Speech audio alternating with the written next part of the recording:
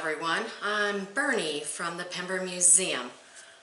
I'm here today at the Pember Nature Preserve in the historic Porter Schoolhouse, which is also our nature center. Right now we're closed due to the pandemic. However, the Nature Preserve is open and you can walk the trails. However, we are trying to get them mowed, so be patient with us. It will happen. Anyway, so if we had programs, I would be doing nature journaling today. So I'm doing a quick video on all sorts of nature journals that you can create. So let's go ahead and start. What would you put in a nature journal? Okay, so when you go out on a hike, you take your camera, you take your track guides, you take your bird books, you take your animal books, you take all sorts of things, but you may also want to take a nature journal because those photos are great, but sometimes, like I do, you get back, you download them and you go like, what was that? I don't remember what that was, even with a photo. So a nature journal is a great way to record your nature walk. And what can you put in a nature journal? Well, let's see what we have here. Okay, so there's certain types of nature journals that it all depends on, I guess, what you want to lug around. Okay, you can get this gorgeous leather-bound journal, has lined pages, but that's kind of big to lug around, isn't it? But still, you can get them at craft stores or stationaries. That's up to you. Or you can buy a little 3-ring binder and cover it. For you guys, you may not want to cover it with flowers, but you can add cardboard, add fabric, and on the inside add cardboard and fabric, and you have lined sheets, and so you can do your little nature journaling. So that's an option. Let's see. On the internet you can find or all sorts of little things to print. This is a tiny nature journal. So you may want something a little bit bigger than this, but this is kind of cool.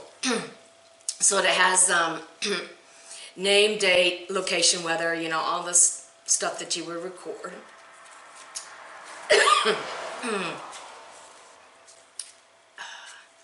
It has a page in here that says, I saw a big, what? I saw a small, what?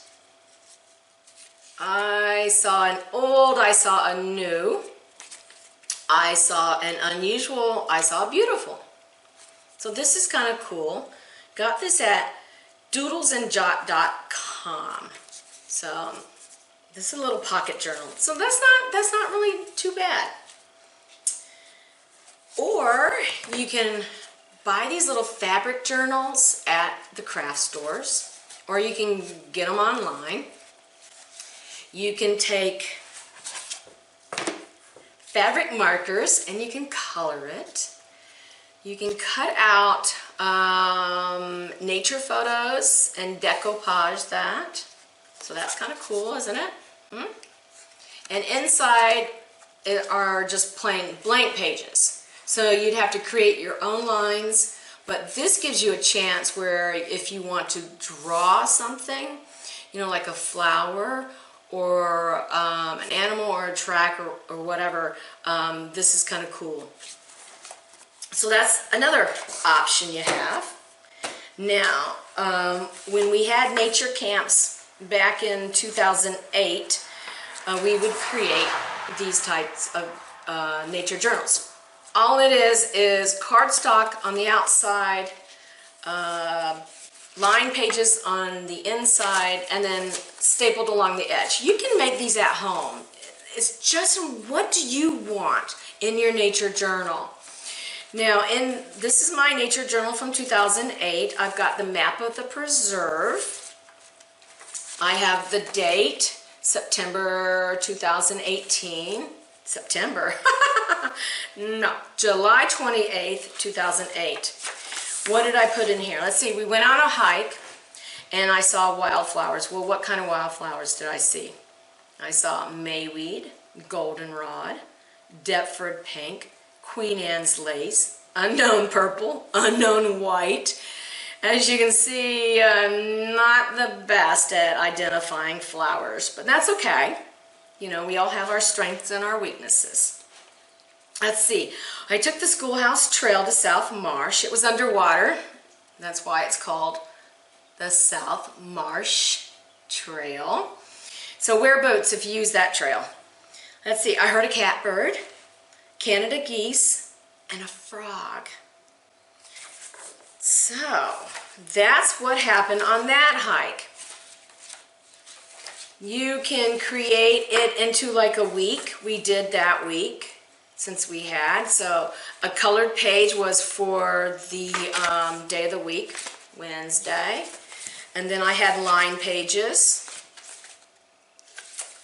And let's see. So also, what else do I have in it? Okay, like if you can put, like you take photos that day, you can stick them in your journal and you can write in your journal. So you can write, you can stick photos, you can draw. I have in here a track that we made that week and more tracks. And I found, believe it or not, it's funny what you save, isn't it? Okay, well, like, what is this? Evidently, this is a handwritten thank you note from one of the kids. Now, this is 2008, mind you, and I'm still hanging on it. Thank you for planning all this fun stuff. Okay, I'll accept that. So maybe that's why I kept it, because it is special and it was handmade. In fact, I have tons of thank you notes at the museum written by kids that I've hung on to all those years. So, what can you do? You can use, what kind is this paper? Oh gosh, I forgot. Okay, so you can get this colored paper at the store. Take some plain white paper and then staple, and then you have an easy nature journal. So, what I'm going to do is, once we're able to open, I'm going to have program kits because it's a small schoolhouse. So I could probably fit maybe 3 kids in here to do a sit-down program when we get the clear to do that. But right now, I can't. I think by the end of the month, nature centers, summer camps are to open, so I will probably have program kits to go. So let's say you come in and there'll be a table up front by the door and you can pick up a program kit. So in it we'll have like a nature journal for you to color in here, make it your own, personalize it, and then use it. We'll have a scavenger hunt inside the nature kit, maybe some observation sheets. I'm not sure exactly how I'm going to do these program kits, but it'll be fun, and they'll be yours to take home and do what you want. So, well, that's it on nature journaling. And stay tuned. We'll be posting other videos as we go through the summer.